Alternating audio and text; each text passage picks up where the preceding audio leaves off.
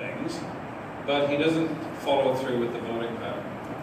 So the media are starting to make fun of him as the guy who's a paper tiger. He was on CKNW this morning as the toothless tiger. He was called in his own writing Dr. No, because he just votes for completely differently from the way he actually talks. That's probably not going to change. And there's a big strategic thing out there that we probably need your help with. The NDP and the Greens have got together and said they want to change the whole voting system this fall to proportional representation.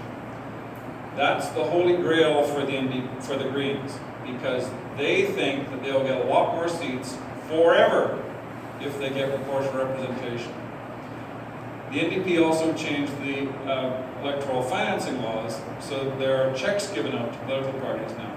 So the NDP got a check for $350,000 on January 1st for their 3 members in the legislature to spend on whatever they want. They spent that in the Kelowna by-election on February 14th. We beat the NDP more than 2-1. We beat the Greens 4-1. We beat the BC Conservatives 8-1. So that was a test of how your tax dollars were spent by the NDP in the Kelowna by-election. But the NDP are very keen on proportional representation, so they will continue to vote for the NDP, or so the Greens are very keen on PR, so they will continue to vote to support the NDP until the end of this referendum, which will be a mail-in vote this fall, probably October, November. If you haven't paid attention, the NDP cabinet is deciding the question or questions, and it's going to be confusing. The NDP cabinet are deciding who gets funded to be in favor of it and opposed to it. The NDP cabinet are deciding the format of the voting. It's probably going to come to you in the mail, and if you're like me, you get a chunk of mail through the door about 4 days a week. You pick out the magazines, you pick out the personal stuff from the old bill, and the rest goes in the trash. So 70% of these ballots are going to go in the trash. They're counting on a very low voter turnout, and that their people will be motivated to vote for this. We think this is a profoundly bad idea. And if you want to talk about PR, we can do that right now. Proportional representation in its most common form around the world led to an election last week in Italy that's widely considered to be a bad joke. The ballot is, I kid you not, 1 meter by 2 feet. There are so many different things to vote on. They now have a hung parliament as they try to figure out who's going to be the Prime Minister of Italy. This will take months. Germany had the same thing in the fall. It took them 6 months to figure out who the government would be. In New Zealand, it's the only English-speaking country with proportional representation, and they had an election last October. It took them 6 weeks to figure out that the left Labour Party would choose the Prime Minister because they got a small party that holds the balance of power to back. That small party was not directly elected. It was elected off of party lists. We'll come to that in a minute. That small party's sole purpose is to stop all immigration to New Zealand. That's the only issue they care about. And they hold the balance of power. So the problem with proportional representation is it encourages lots of little parties. You might remember the federal government, the Trudeau government, got elected saying that they would move toward proportional representation. They put together a committee to study it in 2015. A little over a year ago, they came back and said, forget it, we're not doing this. Because they realized that with proportional representation, there would very quickly be a Newfoundland party, an Alberta party, the Bloc Québécois, and religious and ethnic parties. That would tear this country apart. So the Trudeau government wisely said, forget it, we're not doing that. They took a bit of political heat, but they just said, forget it. There was a vote in PEI 2 years ago with proportional representation. 52% of people said they were in favor of it who voted, but only 36% of people voted. So went back and got the newspapers that 18.7% of islanders wanted to change to PR, and the provincial cabinet wisely said, forget it. That's not a mandate, we're not doing it. The legislation that was passed last November in Victoria says that if there's a 50% plus 1 vote for PR, the government must implement it. So we may find ourselves 10 months from now facing this crazy scenario where a tiny minority of British Columbians have effectively chosen to change the fundamentals of our electoral system. The wacky thing about PR, remember I talked about party lists? Chances are, under PR, there would be one riding for all of the Upper Fraser Valley. You would merge the 2 Chilliwack ridings with the 2 Abbotsford ridings, with a couple of ridings in this neighborhood, and you would have one huge riding with about 300,000 people in it. You would then elect somewhere between 4 and 7 members. But you would do it by choosing 3 or 4 directly. So you'd choose Ken Stewart and Mark Dalton and Doug Bing and Simon, because you have a lot of common sense. And then you would choose 3 others off party lists. That invites the casual voter to say, yeah, I'll vote for the Marijuana Party, or the Christian Heritage Party, or the Sikh National Party, or the Peace River First Party, or the Vancouver Island First Party, or the Vancouver is the Best Party, because it encourages people to put together these tiny parties. If they get more than 2% of the vote, they'll get a seat in the legislature. So suddenly the legislature will have not 3 parties in it, but 6 or 7. And they have to then cobble together a coalition like they do in Europe, and the little tiny parties have a huge amount of power because they get their way, or you don't form a government. We do not need that in British Columbia. We need parties, and I say this with full knowledge, parties like the Liberals and the NDP who say we will put together a program for the entire province of British Columbia. We will reconcile the interests of the petroleum economy in Fort St. John with the retirement community in Chemainus. We will take the interests of downtown Vancouver and make sure that they can be reconciled with the people in Hope. Because that's the job of our provincial government. And if we have this fractionated landscape with all kinds of oddball parties, we don't want to be like Italy. We don't want to be an unstable government. And Lord knows the NDP are taking us there real fast, because their tax policy makes this an unstable place in which people are reluctant to invest. One last example before we have a few more questions. This LNG plant that they're proposing in the north, the NDP gave away the store to get that possible decision in favor of the LNG facility in northern British Columbia. They said to this company, we're going to exempt you from the carbon tax. So next Sunday, all of us are going to see our carbon tax go up, except if you're a major multinational petroleum company, in which case you're exempted from it. I don't understand how that is defensible in our society. We were very keen on the LNG industry, we still are, but you don't give away the store to get anything to come in the door. But this is a real problem with the NDP, is they do not understand the dynamics of a small business, where people have pledged their assets, they've gone to the bank and basically signed away their house to make sure they can get the loan to run their business. The NDP don't care about that. But if you're Microsoft or Shell, they will roll out the red carpet for you. That is a wrong way to build this province. So, any other questions? In the back, sir. Behind you there. Yeah, hi. My name is Bob. Do you want to use the mic? Here, I'll see if I can bring the mic to you. Is that better?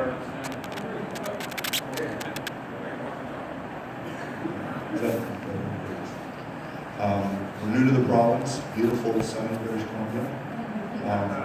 One of the things that we don't understand, there are a lot of beautiful things here, but we figure the BC Liberal Party supports capitalism. And yet, when I go to get my car insured, I have no choice whatsoever. And in fact, we moved here from Oregon, where our insurance payments were like less than half. What is the party of free enterprise going to do? Well, first of all, why have you had ICBC, the sole insurance provider, for all these years? And why does it seem like it's a done deal that it's going to be going on there? So this is a very informed approach to ICBC from someone who's a newcomer from a competitive jurisdiction who says, why do we have to do it this way? And the answer is we don't. ICBC was invented in 1973 by the NDP, and it's a state-run monopoly. It served its purpose for a good long time, but it's gotten stuck in the weeds about 6 years ago. And what happened in British Columbia is across the rest of the country, there were changes, and particularly in the USA, there were changes in how auto insurance is managed. Those didn't happen in British Columbia. And so in the year that ended March 31, 2017, 9 days before the election was called, the number of claims went through the roof. So ICBC is now losing money furiously every day. And it's now at the point where I say it's time for a total overhaul of auto insurance in British Columbia. As far as I know, BC is the only place in North America where you don't insure the driver, you insure the owner. That's totally outdated. So that requires a total overhaul of our insurance system, and an arrangement which suggests we've got to come up with a better system right from root and branch. People say, are we going to privatize it? Well, if you think ICBC is worth buying, you're pretty naive, because who's going to buy a massive money-losing business? So it needs to have a complete overhaul, and I'm glad to hear someone from Oregon who comes here with a fresh perspective. I agree with you. Sir, you had a question? I wanted to ask the ladies running the daycare if, my name's Adrian. I just wanted to ask you if you think you can survive with people not signing up for the subsidization. So are the public going to support you to keep it? I mean, there's such demand for it. I work peripherally in that industry, and every day I get calls, where's the daycare? Where can we go? So I'm hoping that you're optimistic that you can put that aside and still survive. Do you feel optimistic of that? So let's just preface this. These folks are not rich. And they've actually, like Amanda Worms in Kelowna, pledged all their assets to go into a business that they love, kind of because of the love of it. It's like being an artist. You don't do it to get rich. And at the same time, they're looking for a fair deal. So the question really is, could you go into the marketplace and say, I'm not offering any of these parental subsidies from the government, you're going to have to pay full freight. And is that workable? So right now, we're all trying to stand together, so none of us we're trying to stand together. This is some of the first times that we've even met other owners, because at this point, there's a lot of competition of us owners, because there's no staff. So we're having staff, if you can pay them 25 cents more, sometimes they're leaving. So this has actually brought all of us together completely. So at this time, we've all pretty much written letters to our families. I think all of us have gotten, way to go, good for you guys. You don't let them bully you into this. At this time, they're offering $100 for any children between 3 to 5, so as to lower our fees by $100. But for infants and toddlers, so any child under 3, they're offering a $350, which is huge. But there is not enough licensed spots, so I don't see any of our parents, all of us give quality care. I don't see any of our parents going to somewhere cheaper. But of course, this area is a bit saturated with daycares. There's new ones popping up. They will probably opt in, 2 of them being ones that got huge government grants. We all opened our centers from our own money, mortgaged our houses, took out loans. Some of these places coming up have gotten $250,000 grants from the government to build these places. Because they don't have any loans to pay back, they're also putting out, they're getting staff and offering a way higher wage, so they'll leave our centers to go to their centers. So that's what's happening right now. So I'm hoping all of us, we're all meeting with a bunch of other owners tonight to talk it over. But honestly, it's hard to really talk anything over when the government is literally changing the contract and trying to push us into a contract that is changing by the day. If the contract we were given had a different set of numbers to reduce fees by, and then their FAQs came out, and they were completely different numbers, but they're still wanting us to sign the cheaper numbers. They're not updating our contracts at all, so that's where we're standing right now. So what we heard in Kelowna is that the woman there has 2 daycares. One's in kind of a classic middle class area, one's in a slightly wealthier area. She says in the slightly better off area, about 1/3 of the parents pay the full freight themselves, and others get the existing subsidies. In the second daycare, everybody's on the subsidy. So it's pretty tough on the parents for these daycare operators to say, I'm going to risk going broke by telling my parents they got to pay the whole thing themselves, because then it will collapse.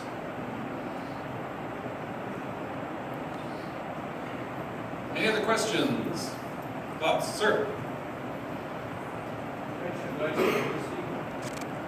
You mentioned ICBC needs a complete overhaul. I think a good step would be to allow competition. Allow companies to come in and compete. Your comments, please. Sure. The ideal is to have an insurance environment like has evolved elsewhere in Canada, where there is legitimate competition. They tend to be very, very price competitive, so they compete on things like service and on certain perks of the insurance programs. We don't have any of that. We have a state-run monopoly. So to get from here to that perfect competition space is going to be a lot of hard work, because you cannot just shut down ICBC overnight and say, sorry, there's no insurance in the marketplace. You've got to design with legislation a framework where the privates would say, yes, we're prepared to enter the marketplace. So simply saying you're going to compete with ICBC is to open up the door and let everybody compete. They already can compete on the optional coverage, but the structure of ICBC makes it so difficult, they don't bother. Plus ICBC has this remarkable benefit that being a big monopoly, they have the claim centers. So if you've got a claim, say, oh, I'll just go to ICBC and get that sorted out. Whereas if you're the private, you're going to have a more complicated arrangement. So the answer is, in the long term, yes. In the short term, it's not that easy. Come on up. I feel like I'm on The Price is Right. Come on down. Hey, my name's Eric, and some of you guys know I've been doing petitioning behind the homeless situation. My question to you is, with the epidemic of homeless and addiction in BC, especially with the opium crisis, what's your Liberal plan to deal with that? Yeah. I was the only person in the leadership campaign we just went through to talk about the opioid crisis. Part of it's because I practiced medicine in earlier years, and I kind of know my way around that space. I've had that bizarre experience in an emergency room of finding someone brought in by ambulance on the emergency room bed, cold and blue. They're about to die. They've got a heartbeat, they're barely breathing. You set up an IV line, you put oxygen on them, you do what's called bagging them by pumping their oxygen into their lungs, and you put intravenous naloxone in, Narcan we used to call it. And they sit bolt upright in about 60 seconds. This is someone brought back from the dead by Narcan. It's quite an experience, not something I care to repeat, but it's happening probably 100 times a day in our province now. We have an opioid crisis on our hands. About 4 people are dying a day, and the numbers are not going down. It's a very kind of cold, hard reality that you think, surely with that death rate, the number of people who are opioid dependent would start to tail off because so many of them are dying. The answer is no. They're still there in abundance. We have lots of people. So one thing we can do right away, which we have asked the NDP minister to do as soon as possible, is put in what's needed as a prescription monitoring program. In British Columbia, every prescription that is filled in a pharmacy is recorded in what's called PharmaNet since 1993. Every single one. So we know what the prescription profile of every patient is in British Columbia, but there is no system for the professional colleges, for doctors, for any agency whatsoever to say, Doug Bing broke his leg 5 weeks ago. Why is he still on Dilaudid after 5 weeks? He should be winding down. We got to get him off this stuff before it becomes a big problem. And Doug, as a dentist, knows this, that you get patients who become opioid dependent. We can avoid that with the proper early intervention programs, and we can start to wind down the number of people being brought into this tragic way of life. The other thing we need to do, of course, is get much better education for people early on in life about the hazards of these things, more treatment, more prevention, because the focus has been on the highly visible harm reduction thing, which is mostly the downtown east side. And the key thing to remember is that about 2/3 of these opioid deaths occur in private homes with people who are using drugs alone. So these Narcan programs, the naloxone kits, will do nothing to prevent that. Because these are people who are sufficiently troubled or sufficiently addicted that they are doing it at home. And we have got to get to that population and encourage them to get off drugs by providing the right kind of interventions. Too many of them, thank you, were part of, shortly after I stopped practicing medicine, the idea evolved in the early 90s in the medical profession, well, there's no need for anybody to be in pain, we'll just give them more narcotics. And that was a wave of 25 years of heavy use of prescription drugs, which has proved to be a huge mistake. And now we've got to get ourselves out of that world in an orderly way and save an awful lot of people from this terrible affliction called addiction. Sir? And thanks, maybe you could address that concern that's on top of mind for a lot of people. This area, it's common, we've seen this in most communities that are dealing exactly with Eric just represented. There's no healthcare potato anywhere in this mix. It's housing first, it's a harm reduction program, and it's not basically for all those immediate resources, and it's millions and millions going in there. And we're not seeing help. We have no assurances whatsoever that health authorities are involved in this. We actually sat down with the Minister of Poverty Reduction Committee for Congress, and he assured us that they were providing all kinds of operational monies to go along with all these housing initiatives. They're producing all 2,000 containers that we're talking about housing people in under their first housing only program, as I call it. And yet, that money is for basically what I like, so caretakers for, at some point in time, some death. It's just a matter of when. So when are they going to start putting in treatment and healthcare resources that are needed in more people like that? Because there is no, it's not there. Yeah, this is a very important question. The opioid addiction question was the first one we're talking about. The second is dealing with people who, whether through mental illness or addictions or otherwise, find themselves in that homeless state. The NDP have said they will provide 2,000 units for housing the homeless. I'll tell you, just south of my kids went to Churchill High School in Vancouver, right across the street. They're putting together 200 units, which basically look like shipping containers stacked up, and this is housing for the homeless. There are no services there. There are no shops anywhere near this. There's an elementary school across the street and a high school kitty corner, and there's a Canada Line station about 6 blocks away. That's it. So the question comes up, why did they put it there? There's another one in a similar circumstance in Richmond, and there's, I gather, one being touted for here, too. So the issue becomes, you cannot just warehouse people and expect them to get better. It's a whole kind of wraparound services approach that you've got to find them the services they need. There's been an unfortunate tendency in our society to highly concentrate these folks in the downtown east side. It doesn't work. So the NDP's approach is, oh, well, we'll just warehouse them out in the communities, wherever we can find a bare piece of land and people don't object too much. That's not going to work. So we need to hold the NDP to account on that as it starts to roll out, because they're talking about 2,000 of these units. And I hate to say it, they look like shipping containers. Sir?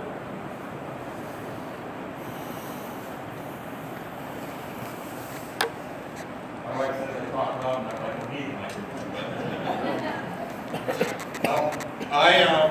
I run a home-based business, and I am active in the community with various business and groups. But you know, there's an old saying, fool me once, shame on you, fool me twice, shame on me. There isn't even a part for fool me 3 times. So the problem, you're saying that this proportional representation is going to be a bad thing. It's only going to be a bad thing if you want to be the next dictator party in the province. Because what we need to do is have proportional representation and get rid of this idea that if an idea proposed by the government gets voted down, that's the end of the government. That those two have to go together, because you know there's things that the NDP do that, frankly, make my skin crawl, and there's things that the NDP do that make me very happy. There's things that the Liberals do that really make my skin crawl. Right? Cuts to the healthcare system resulted in my son. It cuts to the healthcare system by the Liberals getting rid of all the mental institution. My son died trying to get into a mental institution after you closed all the mental institutions. The point that I'm trying to make is that I'm just saying that this is balanced. I'm not trying to go from one side to the other. The question is, why would proportional representation not work? Why would it not? Answer the question. Because it is a dismal failure in Italy, in Israel, because it's elected a xenophobic and paranoid government in New Zealand, because it's paralyzed the government in Germany, and because it doesn't work in France. That's why. And we in British Columbia need to have a sense of belonging to a whole British Columbia where we all stick together and help each other out. To your point about mental health care, that was in the 90s, the Riverview was closed. That was under the NDP. And the whole issue of mental health care has evolved dramatically from when I was a medical student, when people with mental health issues were basically incarcerated. There were enormous mental hospitals in British Columbia and Alberta. One of the biggest in the world was in Pinoka, Alberta, which I had the unfortunate opportunity to visit as a medical student. That was no way to treat people. But at the same time, mental health care has been evolving. It still needs a lot of work. You're right to be concerned about it. But the idea there have been cuts to healthcare to the Liberals, the budget when we came in 2001 was $8 billion. It was $20 billion when we left. A 2.5-fold increase during the Liberal tenure. So there have been no cuts to healthcare under the Liberals.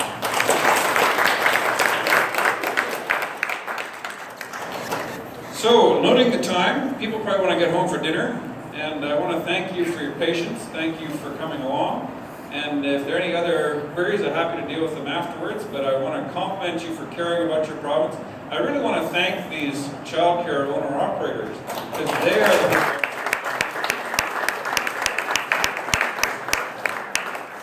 And I, of course, am a politician. That's what I get paid for. That's my job. That's what I do, just as Simon is. But these are people who are going to have to organize themselves to defend their livelihood and do what's good for British Columbia. And we've really got to stand by them and support them, because it's a lonely thing being out there feeling like you have the government opposed to you and sending you a new contract every day. You're not even sure if you're going to be operating in 6 months. And to have that power lined up against you. So thank you to you for being so brave, for being as strong as you are. And here's Simon to say goodnight. Yeah, we're just so thrilled to have Andrew as our leader, and it's great to be working with you. And by all means, get in touch with Andrew. Get in touch with myself, Simon Gibson. If you've got a concern, drop us a note to Victoria. And thank you, Andrew, for coming. I've got my office on 1st Avenue in Mission. The phone number's I have a listed number. And be in touch with us. We're here to help you. We're here to work with you. Andrew, thanks for coming to the riding. Really appreciate you. Thank you. Thanks, folks. Have a great evening.